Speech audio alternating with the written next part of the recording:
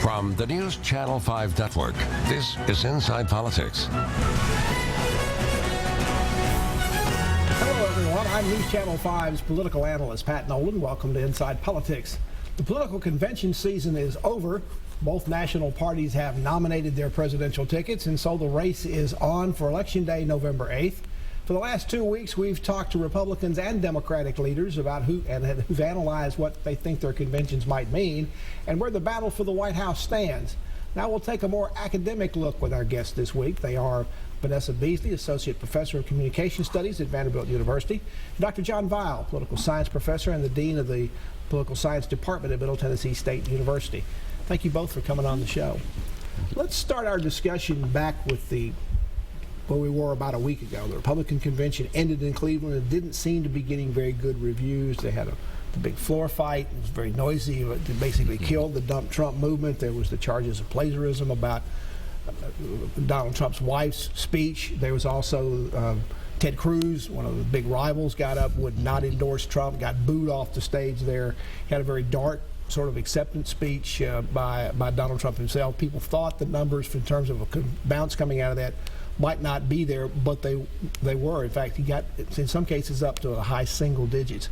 Professor Beasley, what happened there? Why did they get a good bounce, even they had all this turmoil going on that week in Cleveland? I think the question is, what are you actually capturing with the bounce? What is the bounce measure? So if you're trying to capture a lot of attention, what they did during that week was really effective at the level of getting people's attention. The suspense? The suspense, the drama. Television loves drama. Television, the TV reality show aspects of it? Television newscasters love the drama even more. There were stories that came out of that convention that had, 2 and 3 days of legs that probably shouldn't have had that many legs. So one of the things you have to think about is, what does the bounce actually measure, and is it really going to be substantive and consequential in the long run? So Dr. Weil, controversy can be good? It can, and of course, one of the things that came out of the convention, you almost wonder, was it a positive for Trump or was it negative for Hillary?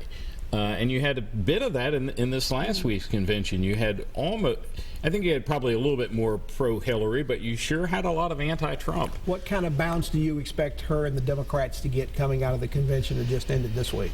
I guess the question is, does it really matter? I mean, I would guess that it would be about equivalent. It's hard for me to know, how many people actually are watching these conventions. It used to be, or at least in the idealized version of my childhood, it was the only thing you could watch on the national networks, and now you can go at least till 9 o'clock before that happens. And I need to put in a good word for my wife, who last night, after 2 full weeks of watching, said, free at last, thank God Almighty, I'm free at last. So maybe the American people will feel that way too. Dr. Beasley, I talked about the Donald Trump speech. What is it about him as a candidate that he seems to be able to so effectively tap into the unhappiness and almost the anger that's out there in the country, and use it to his benefit with his candidacy? Well, I think you've just identified it. He's able to tell people that he recognizes some level of both anger and fear that particular members of the voting population have, and he's also able to suggest that he has some insight that other people might not have. Whether or not that's an argument that holds across different kinds of voters, I'm not sure, but I think he's trying to suggest that he can solve some problems. Well, let's compare and contrast with Hillary Clinton's speech that she made on Thursday night at her convention. Certainly a much more positive speech. I think she was trying to unite her party, set out her vision, and obviously go after Trump. How did her speech, in your mind, work as well as what Trump did? I thought her speech actually was pretty remarkable, and I'm thinking here about the perspective of looking historically across conventions. A convention speech at that magnitude is a tough speech because you're trying to communicate something about yourself interpersonally, right? We want to feel like we know the candidate in both cases, but you're also trying to meet the burden of policy speech expectation. What would you do if you were president? And I thought, as much as anybody has in recent years, she really nailed that balance. We got to see both sides of that, who she is as a person, maybe even people who already support her, learn some things about her, and then she also spent a good deal in the second half of the speech saying, I also am somebody who likes to have a plan. Here's my plan. I thought it was interesting. It was almost as though the speech were in 2 parts. I sort of looked over at my wife about 10 o'clock, and it was like she's ready to wrap it up. And she had gone through the personal, and then she switched to the policy. And frankly, she was much more explicit, I think, about, the mechanism, sort of the nuts and bolts of what she wanted to do. although in fairness, a good bit of it seemed to have been taken from the Bernie Sanders people. But I think she had to do, I mean, I think that was a strategic choice. Well, sure. And that's one of the reasons that you had to hear that detail at the policy level, because that was one of the jobs she had last night. Make sure they understand that a lot of they're college there. students are cheering at the possibility of free tuition. Well, and just being heard, right? Sure. Just having the Bernie Sanders supporters feeling like that she really heard them. Seemed the biggest thing she had to do was sort of resell herself to the American people. She's been in the public eye for over a quarter of a century. Not all of it necessarily positive.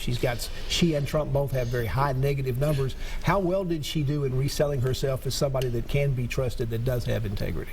I mean, I think that's a very subjective question, but I do think at the level of what we would just call plain old political information, the last 4 days the DNC gave us new information that many people didn't have about her.